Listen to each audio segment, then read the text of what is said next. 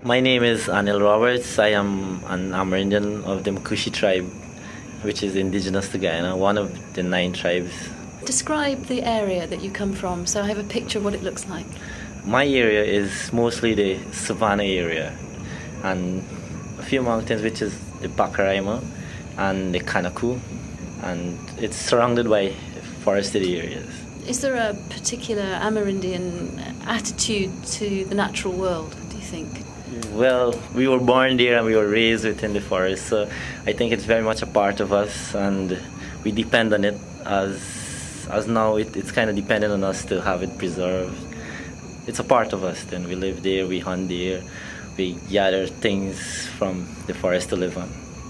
So when you say that you get your food and your livelihood from the forest, does that mean that you have to in turn look after it so that it's always there to give you food for generations? Is there a sustainable attitude? Well, in the way we use it, it's kind of sustainable because we don't cut down a lot of trees. We know which particular trees to cut down to build our houses.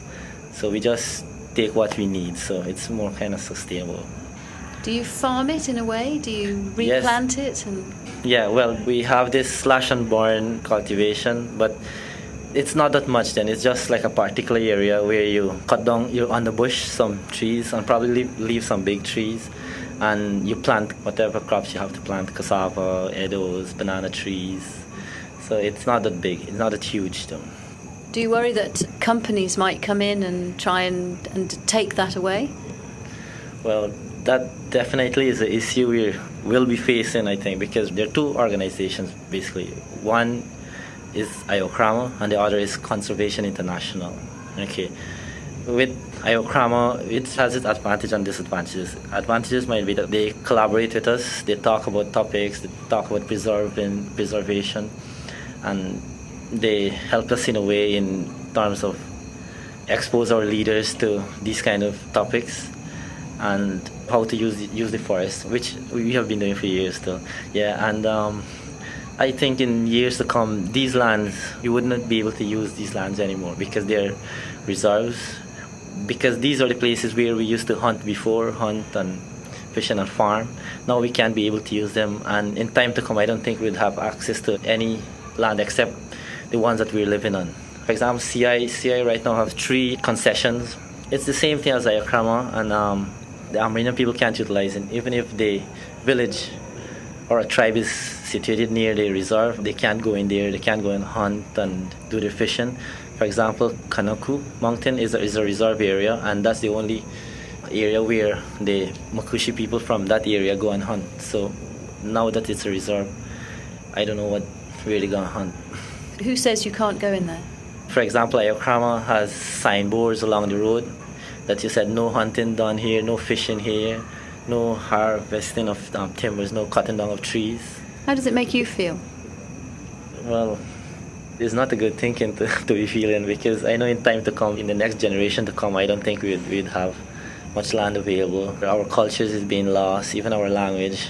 Makushi was our first language. Now that it's English, it's kind of dying out, and most of the young children don't know their language at all. So it's all the schools are in English, and Makushi tribe would eventually be washed out, I think, in a sense, yeah. But not the people itself, but the culture. Do you think development inevitably means that these native cultures just fall by the wayside? We do have to go along with whatever Guyana is planning to do, because I don't think we have much say in it. And in order to survive, I think we have to be with the rest. That's quite sad, really, because what you have is very special. Well, definitely. Almost at every youth growing up right now, they want to be with the world, and with the influence of computers, we get to see the world through these things. And in that case, then nobody pays any interest to their traditional culture. It feels sad, yeah, but only those who would feel it is those people who know about their culture and who still have a joy in keeping it, and who enjoy taking a walk out in the savannah or in the forest and enjoying all these things. Do you think there's a lot, from your understanding of your traditional way of life, your sort of very tuned with nature way of life, that there's a lot you could teach the West? Well, I think they've been listening to us for some time. and probably just sentimental, like how you're probably feeling right now. Sad in a sense, but I think it would just be thought about for a particular period, and then probably if you go back to where you're from, it would definitely be gone. It would be just another story to you.